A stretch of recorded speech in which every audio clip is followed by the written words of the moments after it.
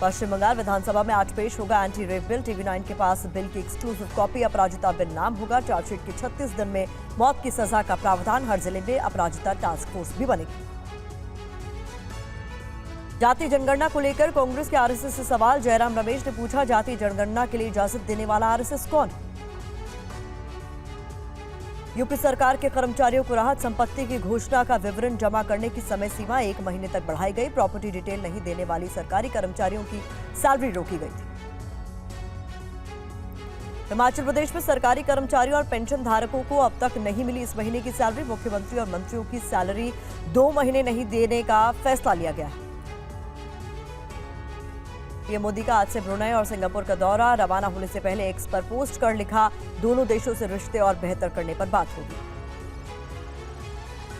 भ्रष्टाचार के गंभीर आरोपियों को टिकट न देने की राहुल गांधी की सलाह से हुड्डा के 5 करीबियों के टिकट रुके। सूत्रों से खबर, 28 सिटिंग विधायकों में से 22 पर लगी मुहर।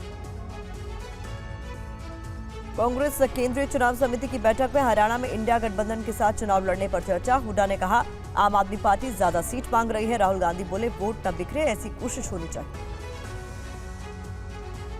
हरियाणा चुनाव में टिकटों के बंटवारे को लेकर बीजेपी में नहीं बन पा रही है सहमति। दूसरे दलों से आए नेताओं की टिकट की दावेदारी से पार्टी के भीतर असंतोष।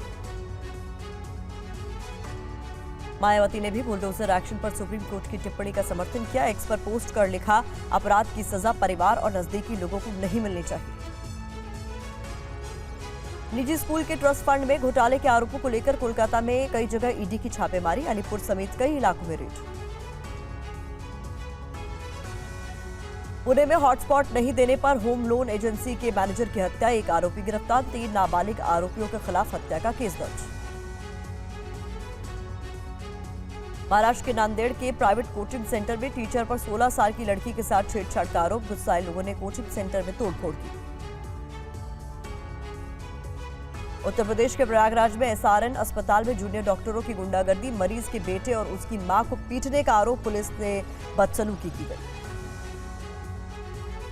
लखनऊ में मॉडल के साथ चलती कार और होटल में गैंगरेप। 3 आरोपियों के खिलाफ पीड़िता ने चिन्हट थाने में मुकदमा दर्ज कराया। पुलिस आरोपियों की गिरफ्तारी में जुटी। उत्तर प्रदेश के बहराइच में भेड़िए का फिर से हमला। मां के साथ सो रही बच्ची पर हमला। परिजनों के शोर मचाने पर भागा भेड़िया। बहराइच में भेड़िए के आतंक पर यूपी के वन मंत्री अरुण कुमार ने कहा, पिछले साल के मुकाबले इस साल स्थिति बेहतर है। पिछले साल मौतें ज्यादा हुई थी।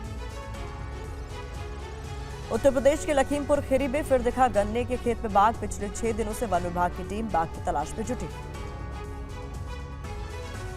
उत्तर प्रदेश की श्रावस्ती में भी जंगली जानवर का खौफ। सीसीटीवी कैमरे में भेड़िया और तेंदुए जैसे जानवरों की तस्वीर कैद हुई। वन विभाग की टीम सर्च ऑपरेशन में जुटी। आंध्र प्रदेश तेलंगाना में बाढ़ बारिश का कहर है। आंध्र में 19, तेलंगाना में 16 लोगों की मौत। दोनों राज्यों के सीएम ने प्रभावित इलाकों का दौरा किया।